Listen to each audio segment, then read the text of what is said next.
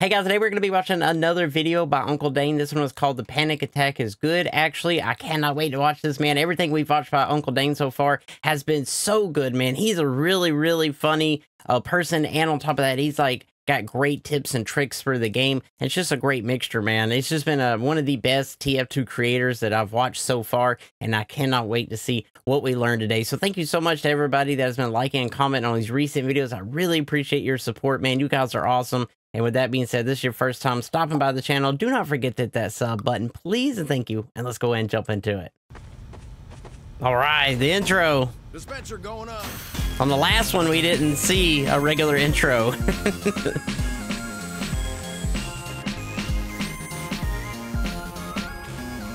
Well, I guess that'll do.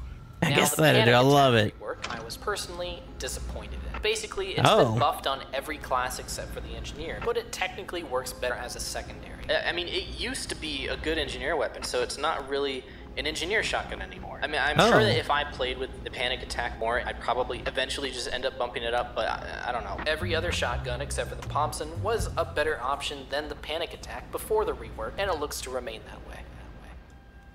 Have you ever been wrong?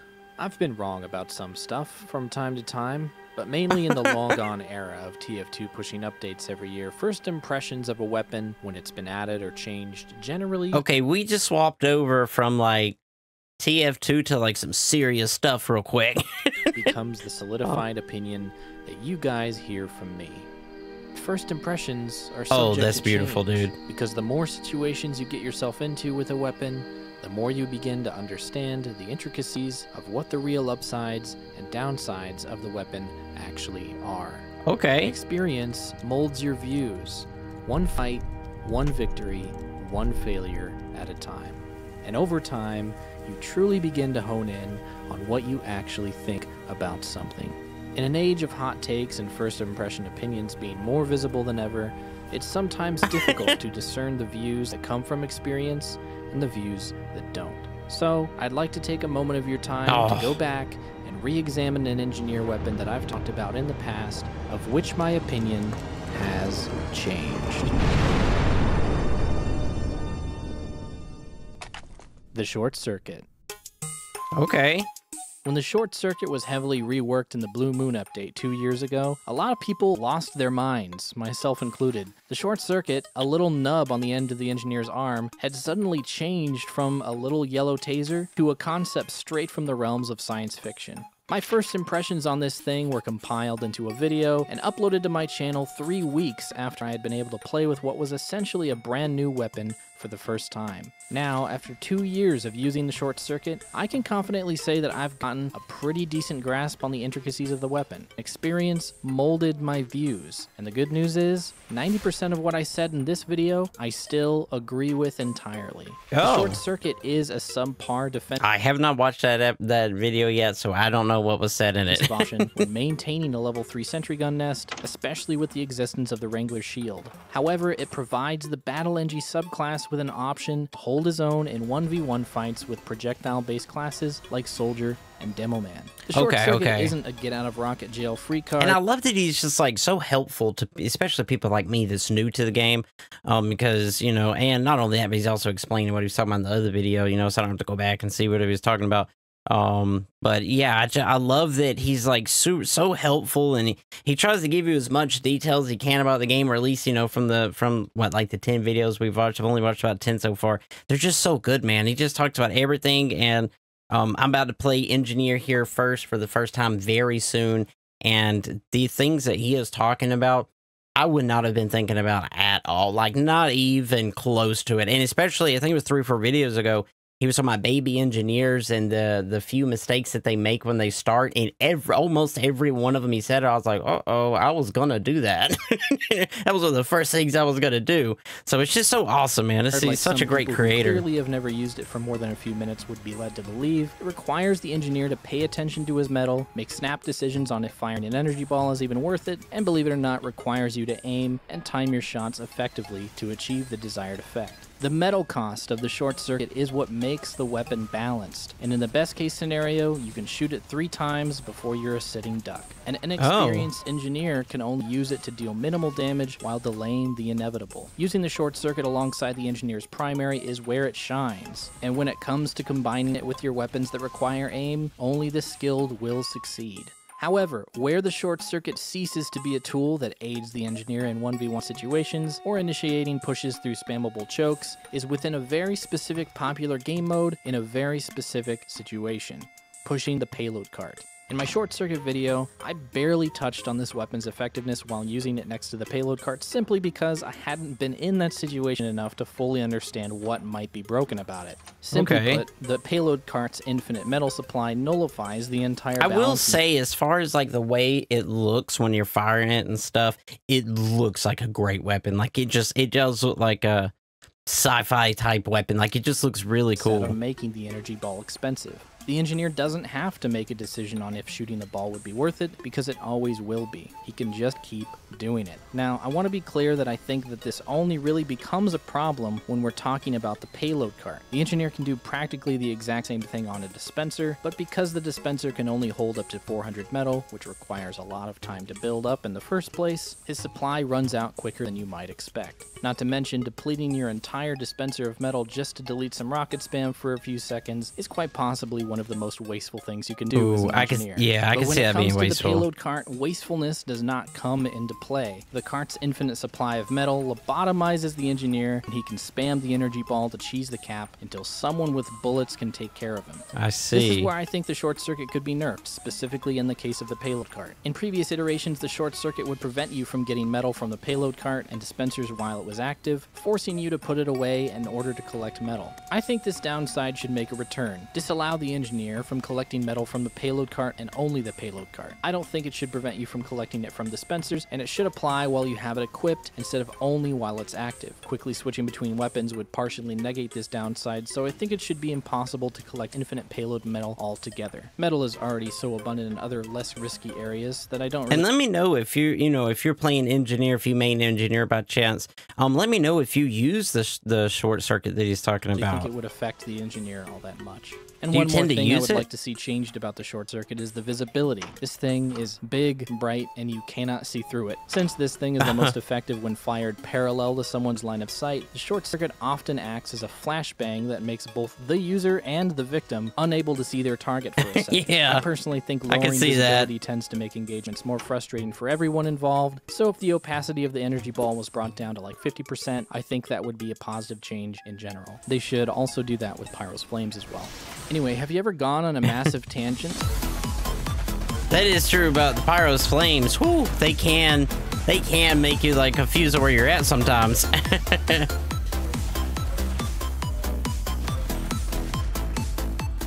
Oh, fuck!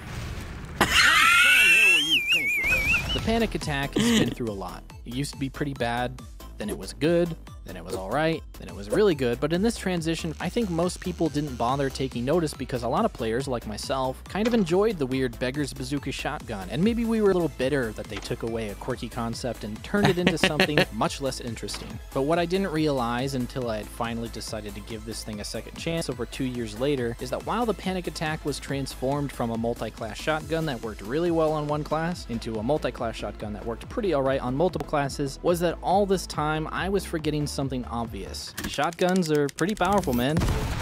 Before we dive deeper, let's quickly go over the Panic Attack stats, starting with the fact that it fires 50% more bullets per shot. This means that while the stock shotgun shoots 10 bullets, this thing shoots 15. These 15 bullets always leave the barrel of the shotgun in a fixed spread pattern that looks like this, but we'll talk a lot more about that later. The Panic Attack itself deploys 50% faster, which makes it ideal for quick switching between your other weapons. The downsides are that despite the gun shooting more bullets, each individual bullet does 20% less damage damage. And as you fire the panic attack repeatedly, over time, the spread of these bullets grows wider and wider. So let's start with the quick switch thing, because despite it being the most noticeable thing when using the panic attack, I tend to believe that it's the least important to the engineer, albeit not entirely useless. See, when you think about how the panic attack is used on other classes, you can clearly see the synergy it provides when it's equipped in the secondary slot, in particular when it comes to the pyro and the soldier. The main source of damage these classes do comes from their primary weapons, which means that the panic attack switch speed comes into play every time someone needs to be finished off, when you're out of rockets, or if the enemy is retreating out of your effective range. The panic attack works quite well as a finisher because if used in this way, you'll only have to fire the thing once or twice, effectively nullifying one of the weapon's major downsides. So when you equip it as a primary on the engineer, you'll probably think, well, the switch speed won't really matter because you don't really combo things as Engie. And that's kind of true, but who said comboing things was the only use that you could get out of the faster switch speed? Actually, the engineer who's doing his job won't always have his shotgun out. He'll be smacking a bunch of stuff with a wrench. With the exception of Demo Knight and maybe Spy, the engineer is the class that will probably have his melee weapon out for most of the game. So switching to your shotgun actually happens more than you might realize, and a lot of the time, brevity is of the most importance when you're already busy slapping everything in sight.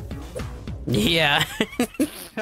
He had a panic attack out on the next frame and then I died. You can also abuse the quick switch to make other Battle Engie loadouts more effective, such as pairing it with the pistol for softening up your target while closing the distance, or using it with the short circuit to engage 1v1s with soldiers and demo men. It can also be pretty easy to assume that because Engineer will likely be firing his shotgun repeatedly as his primary source of direct damage, the panic attack's incremental spread should come into play all the time, and would generally be a worse option compared to the stock. But this is where actually using the thing tends to prove that theory wrong, because especially after Blue Moon came along and cut the maximum spread almost in half, the difference is hardly noticeable past close range, which is the distance every shotgun should be effective at anyway. Besides, it's actually pretty easy to reset the cooldown. All you gotta do is wait until you start the reload animation, or quickly switch between weapons. And sometimes the increased spread can be beneficial if you're just going for long-range chip damage, because at a certain point, the bullets cover a pretty large area. Quick aside, you might be wondering why you would even want to chip damage someone with a shotgun. Well, honestly, if you're in a situation where you should probably be pointing your gun somewhere more important, it's not that impactful. But chip damage actually can have lasting effects on the enemy team just beyond irritating them. There is a hidden mechanic on the medigun where you can heal someone faster if they haven't taken any damage for 10 seconds. So even if you do like 3 damage to someone across the map, they won't be able to be efficiently healed right away. So yeah, if you can see someone, you might as well shoot them, even though you're doing some mosquito type crap. Back to the panic attack though, because the individual bullets do less damage, that basically means that at medium to long range, you're going to be doing less damage compared to shotgun. But if you're actually trying to kill someone, why would you do that?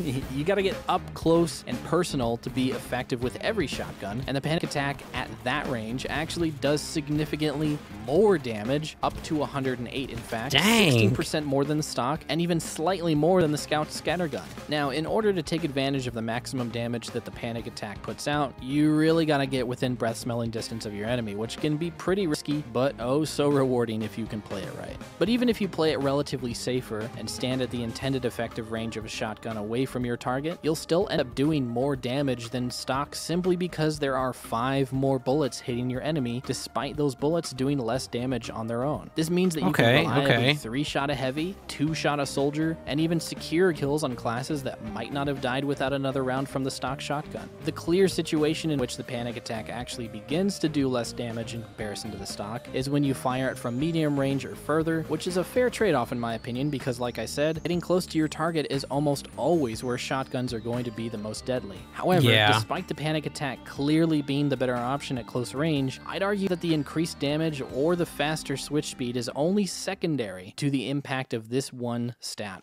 The panic attack fires a fixed shot pattern, which hands down is the best thing about the gun because of one overlooked feature of casual mode TF2: random bullet spread. The bullets go wherever the hell they want. You can't control bullets. You think you can tell bullets what to do? In Valve's official servers, a hidden stat is aligned to every shotgun and every scattergun in the game.